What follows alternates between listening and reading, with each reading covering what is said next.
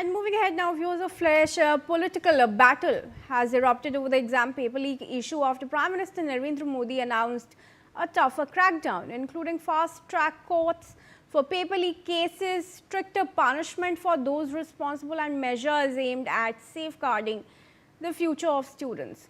While the government has presented the announcement as a major step to strengthen exam security and deliver swift justice, the opposition has dismissed it as insufficient. Now, as the leader of opposition in the Lok Sabha, Rahul Gandhi, Congress leaders Mallikarjun Kharge, K.C. Venugopal, Jairam Ramesh have renewed their demand for the resignation of Dharmendra Pradhan, an apology to students, and action against those responsible for the alleged assault on the protesters.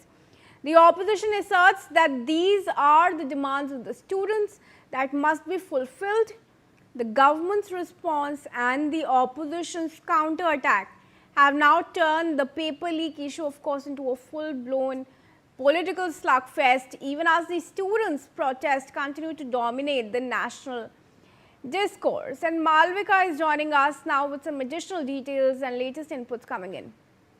Absolutely, Kriti, as you very rightly said, a political slugfest has now begun following the Prime Minister's announcement. Now, this is what we have been seeing, the politicization of this issue that is, of course, a very important issue for people and especially students all across the country. But now we're seeing that Prime Minister Modi had just a few short hours before the day's proceedings at Parliament, he had announced, that fast-track courts will now be set up for paper leaks.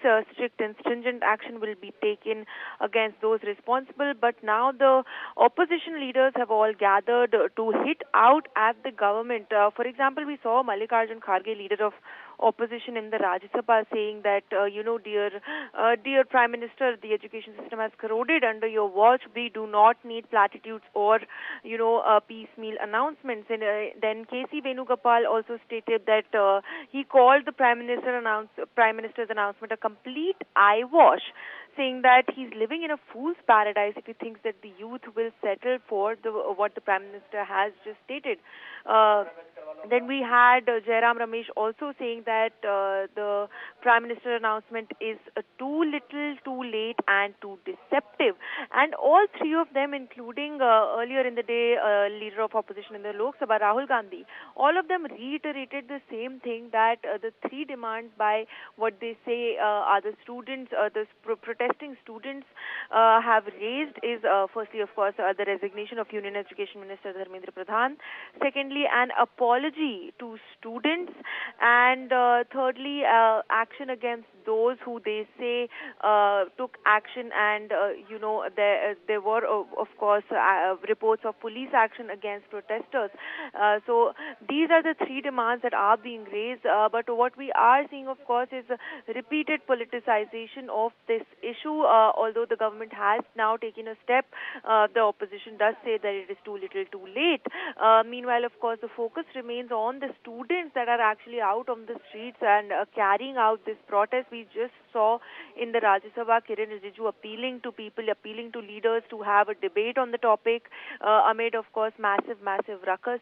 He said that the debate should be carried out in Parliament. So that was Rijiju's appeal. We will see both houses of Parliament reconvening at 12 p.m. So what unfolds over there also remains to be seen. But of course, a political battle continues to escalate in this NEET paper leak issue. Yes, Kriti.